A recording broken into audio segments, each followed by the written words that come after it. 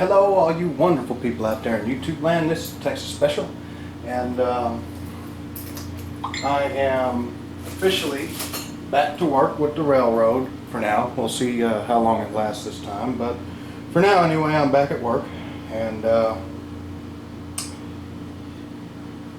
was working in Bloomington, got recalled for Bloomington, which is my home terminal, but yeah, low seniority, got bumped. So now I'm in the wonderful metropolis of Houston, Texas, and I'm so happy about it. But that's neither here nor there. The one and only thing that I like about being in Houston is easy access to hobby shops. And that is also the one and only thing that my wife hates about me being in Houston is easy access to hobby shops. So met up with a friend down there at Papa Ben's in Bel Air, and I met up with him to answer some technical questions about transformers, model train transformers. And while I was there, I happened to see something that caught my eye, and that would be this right here. That really caught my eye, and then while I was kind of milling around, found this for $20. So we will get this surprise unboxing out of the way. In the ubiquitous purple box of happiness, we see a MTH 36-foot billboard reefer, lettered for the Great Falls Beer Company. So let's pull it out.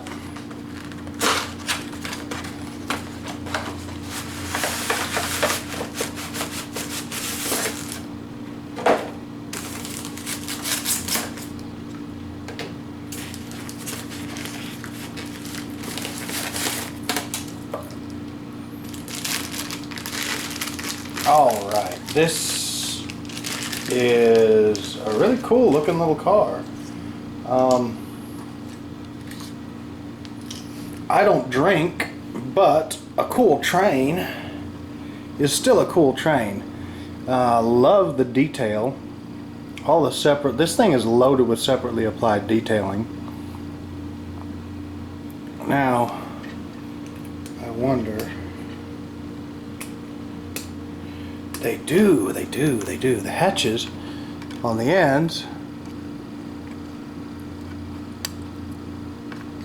actually open. I'm trying to be very careful and very delicate, but also do this where you can see it.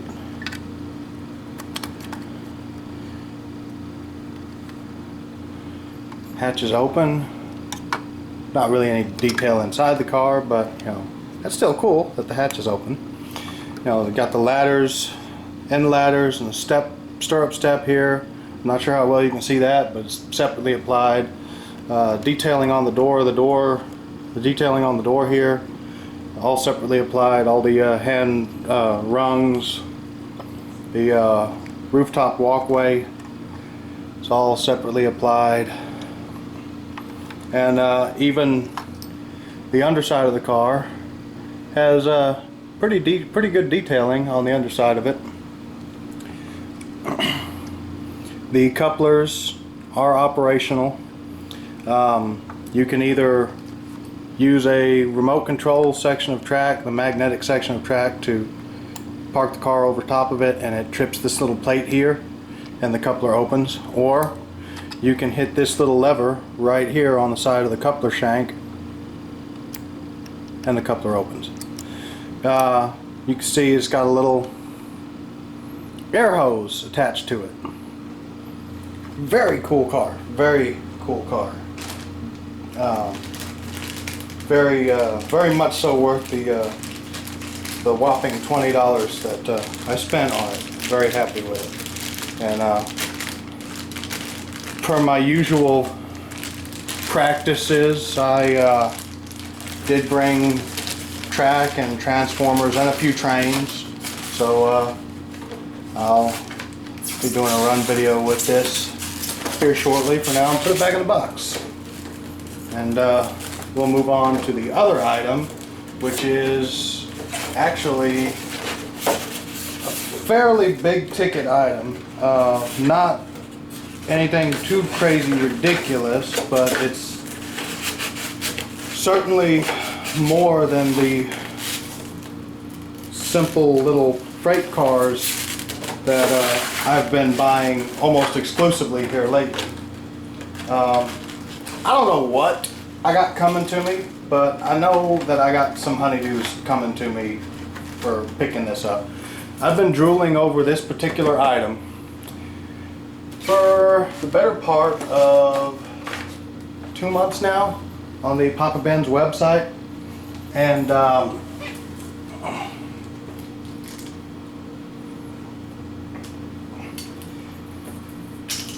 another friend of mine who happens to be about as bad about this particular railroad as I am with Southern Pacific was also drooling over it too.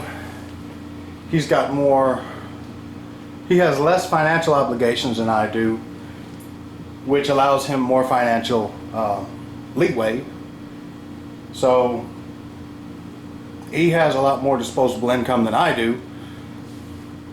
And I'd warned him that if this was still at Papa Ben's whenever I came to Houston, because it's not a question of if, it's a question of when, given my seniority. If this was still available when I hit town, if he hadn't scooped it up yet, I was going to. So, let's open it up and see what it is. It's always a good day whenever I can add another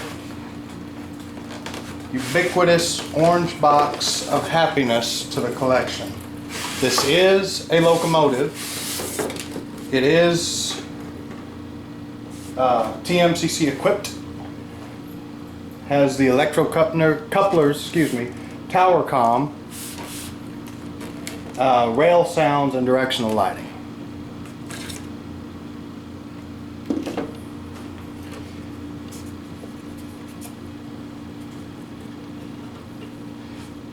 Now, I'm not sure what these originally sold for. I'm not even sure when this was originally cataloged. I haven't actually gone through and done that research just yet. I do know that I'd be willing to bet it was substantially more than the $250 that they were asking at Papa Ben's. We got this thing wedged in here pretty good. Very snug in the packaging. Set that out of the way, and I'll set this down very gently.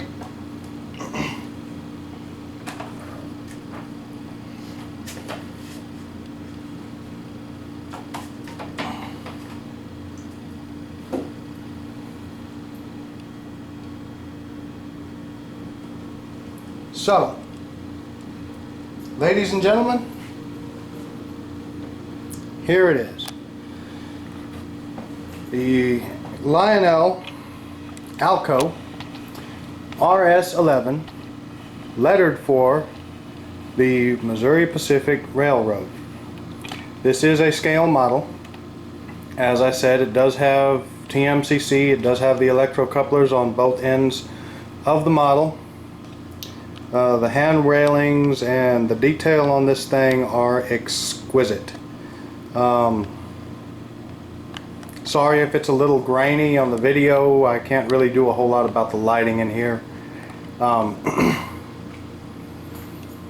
Loaded with separately applied details.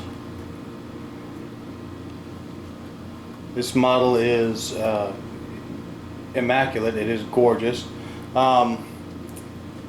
They were asking $210. I was able to talk them down to the model was for sale for $250. I was able to talk them down to $210. which 250, albeit that was a good price for this engine. Everything works, everything functions as intended. It does smoke. The grills, the cooling grid, the grills here and here are not see-through, but the cooling fan here is see-through.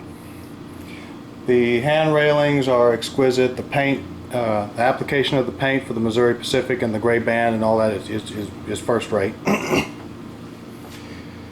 Looking at the top of the engine here,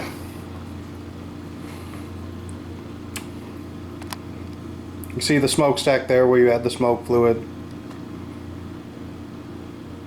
Separately applied lift rings, the sand dome, the ventilation cover for the restroom and the nose of the engine, and of course the requisite crew members in the cab. You can see the safety chain is an actual chain. The MU hoses are there. As I said, the electro couplers. The trucks are not that exquisitely detailed, but this is an older Lionel model. Again, not exactly sure what year it was cataloged, but it is an older model. Directional lighting, accurate placement of the handbrake there. And the fireman side, because remember back then it was a full crew of 4 to 5 people. Fireman side is pretty much exactly the same. Really nice engine, and I just cannot wait to get this thing on the rail and play with it.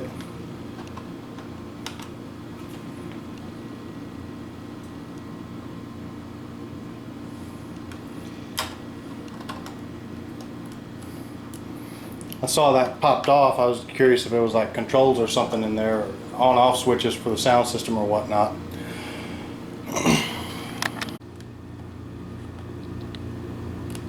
Alright, so looking at the underside of the engine, you see the rollers, pickup rollers, the air reservoir, the fuel tank, all very nicely done.